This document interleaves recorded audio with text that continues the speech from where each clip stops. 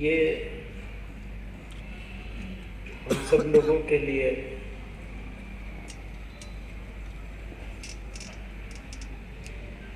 باعث صد افتخار ہے کہ ہم ایسی شخصیت کی خدمات، کارناموں، طرز عمل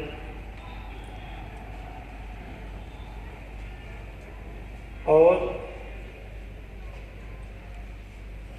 ان کی جو کارہائے نمایاں ہیں سننے، سمجھنے، دیکھنے اور اس پر عمل کرنے کے ارادے سے یہاں جمع ہوئے۔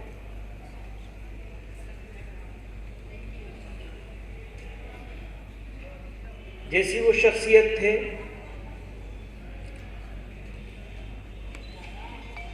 تو موجودہ زمانے میں تو ضرورت اور بڑھ گئی ہے۔ جیسے چیلنج بڑھ رہے ہیں ایسے ہی کام کی ضرورت بڑھ گئی،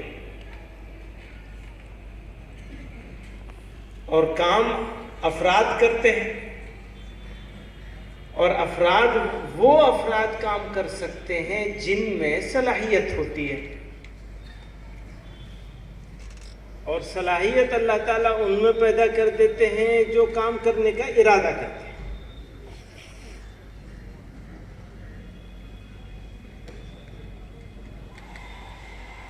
میں شکریہ ادا کروں گا، مبارکباد دوں گا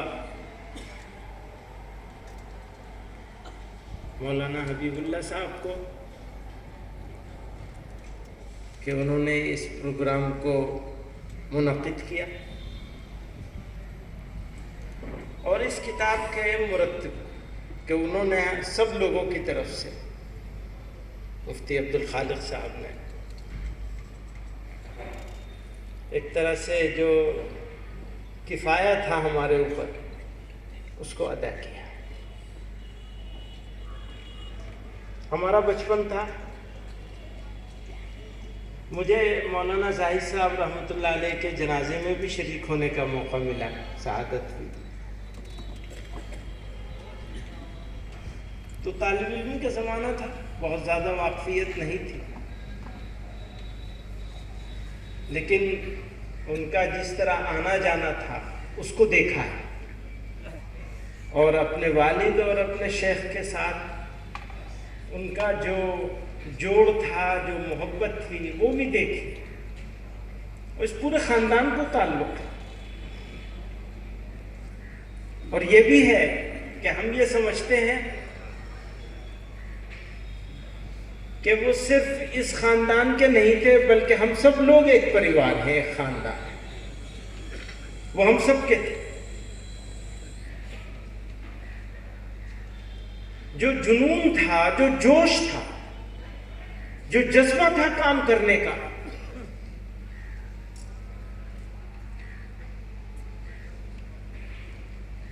میں نے اپنے دوستوں سے کہا، بہت مرتبہ یہ بات کہی ہے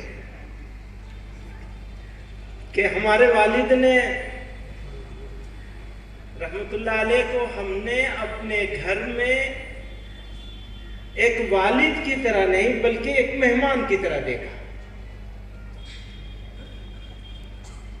بس رات میں آئے، صبح چلے گئے۔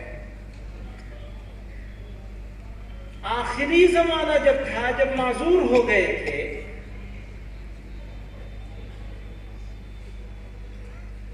تو کچھ وقت، 2 دن 3 دن، لیکن 2 دن تھی اس معذوری کے زمانے میں بھی 2-3 دن سے زیادہ وہ گھر پہ نہیں رہے، بس رمضان کا مہینہ ہوتا تھا۔ میں یہ کتاب پڑھ رہا تھا، مولانا زاہد صاحب رحمۃ اللہ علیہ کے جو حالات کو جمع کیا گیا ہے، تو مجھے لگا وہ بھی ایسے ہی تھے، ہمیشہ بس ایک فکر میں اور ایک سرگرداں ہے،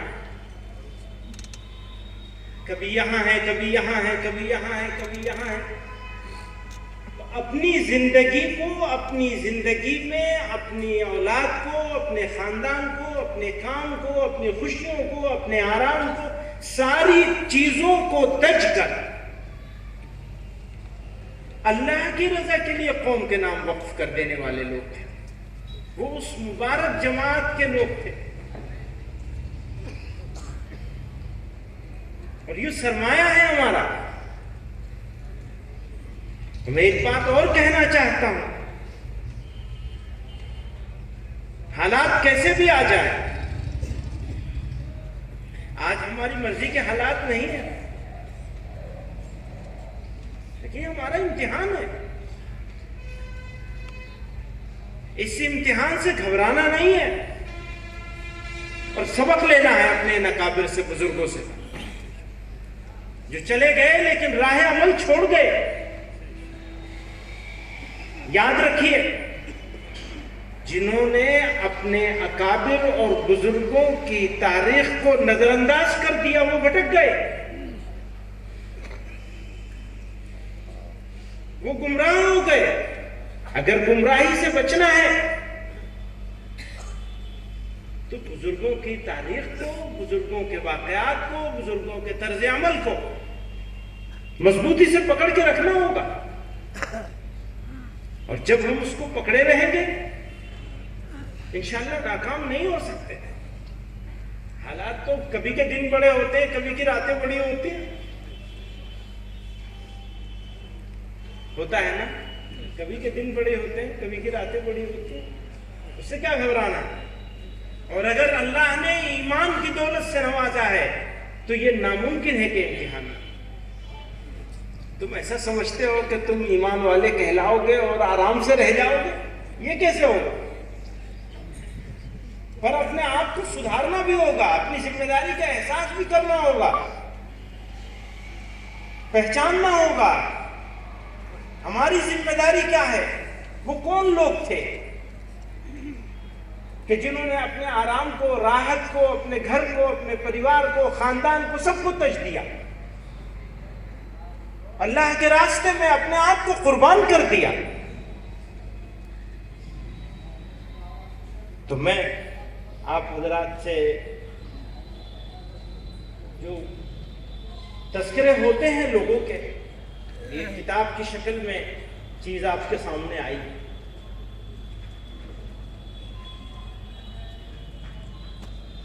تو ہمیں اس سے سیکھنا ہے، سمجھنا ہے. اس سے ان کی آئیڈیالوجی، ان کا نظریہ معلوم ہوگا، خدمات معلوم ہوں گی، سوچ معلوم ہوگا، طریقہ معلوم ہوگا. جمعیت علماء کے تو وہ سپاہی تھے. اٹھنا، بیٹھنا، اوڑھنا، بچھونا. اور حضرت شیخ الاسلام نور اللہ مرقدہ نے انہیں منتخب کیا تھا. اسمبلی کا، غالباً اسمبلی کا الیکشن لڑوایا تھا.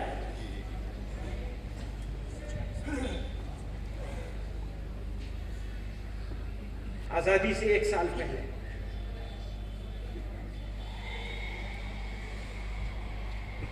کتنی بڑی شخصیات کے منظور نظر تھے اور کس کام کے لیے منتخب کیا تھا؟ خدمت خلق کے لیے، سچائی کی آواز بلند کرنے کے لیے. تو بہت قیمتی، اور یہ اللہ تعالیٰ کی مہربانی ہے، اس کا کرم ہے کہ ہم لوگوں کو ایسے افراد کے بیچ میں پیدا کیا، اس میں ایسی جماعت عطا فرمائے، ایسے لوگ دیے، ایسے کارکنان دیے، ایسے بزرگ دیے، ایسے ساتھی دیے کہ جن کے راستے پہ چل کر، جن کے طریقے کو اپنا کر ہمیں یہ فکر کرنے، سوچنے کی ضرورت نہیں ہے کہ ہمیں کیا کام کرنا ہے. ہمیں معلوم ہے ہمیں کیا کام کرنا ہے. ورنہ دنیا کے قوموں کو آج یہ سوچنا پڑتا ہے کہ کیا کریں گے تو کیا ہوگا اور کیا نہیں کریں گے تو کیا ہوگا. ہمیں تو معلوم ہے، صرف ارادہ کرنا ہے، عزم کرنا ہے. اور ارادہ اور عزم کر کے کھڑے ہو جانا ہے. میں ہمیشہ اپنے ساتھیوں سے کہتا ہوں، ان لوگوں نے زندگی دی، ہم روزانہ 1 ہی گھنٹہ دیتے. ملت کے لیے اگر 1 گھنٹہ بھی ہم لوگ نہیں نکال سکیں گے تو پھر کیا جواب دیں گے خدا کے ساتھ. کم سے کم روزانہ 24 گھنٹے میں سے 1 گھنٹہ تو ملت کے لیے نکالنا ہے. یہ لوگ تو اپنی زندگیاں دے کے چلے گئے, اوڑھنا بچھونا بنا لیا تھا ملت, اور کوئی کمپرومائز نہیں کیا انہوں نے ملت کے اوپر, کوئی سمجھوتا نہیں کیا. طے کر لیا کہ یہ کام کرنا ہے تو کرنا ہے. اور یہ جمع ہونے کا مقصد بھی یہی ہے کہ کسی طرح سے وہ جنون اور وہ جذبہ جاگ جائے, وہ چنگاری سلگ جائے. وہ چنگاری اگر سلگ گئی تو کام ہو جائے گا, اور اگر دنیا میں کسی وجہ سے کامیابی نہیں بھی ملی تو آخرت کی کامیابی تو کسی قیمت پر ہمارے ہاتھ سے چھوٹنے والی نہیں ہے. بس ان بزرگوں کا راستہ پکڑ لیا جائے. اللہ تعالی کتاب کے جمع کرنے والے کو, اس اجتماع کے منعقد کرنے والوں کو, اس میں حصہ لینے والوں کو, اس میں موجود رہنے والے لوگوں کو, اس میں تعاون کرنے والوں کو, سب کو بہترین جزا عطا فرمائے. وآخر دعوانا ماشاءاللہ, جزاک اللہ جزاک اللہ جزاک اللہ. اللہ تعالی آپ کے سائے کو ہم سب کے سروں پر